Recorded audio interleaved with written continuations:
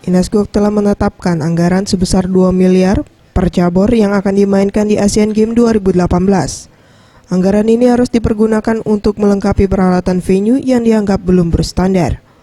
Menanggapi hal tersebut, Ahmad Yusuf Wibowo, Kepala Dispora Sumsel mengatakan, di Palembang akan memainkan 10 cabur.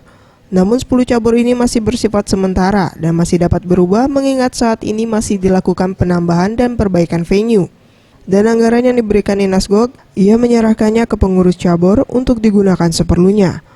Untuk tes event, kesiapan Palembang sebagai tuan rumah akan dilakukan pada pelaksanaan Porprov 2017. Hasil evaluasi dari Porprov inilah yang akan menyempurnakan pelaksanaan Asian Games di Palembang. Ini tidak masalah, yang penting simulasi venue maupun perangkat SDM dan lain-lain ini sudah berjalan.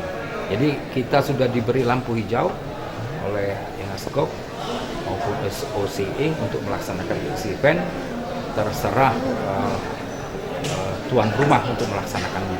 Jadi simulasi baik SDM, peralatan dan lain-lain ini jalan. Selanjutnya venue bowling akan segera dilakukan pembangunan serta penambahan fasilitas venue menembak, sedangkan venue dayung akan ada pelebaran lintasan dayung, penambahan lapangan tenis, dan akan dikejar pembangunannya agar cabur tersebut dapat dilaksanakan sepenuhnya di Palembang. Farel Dwi Satria, Sriwijaya TV.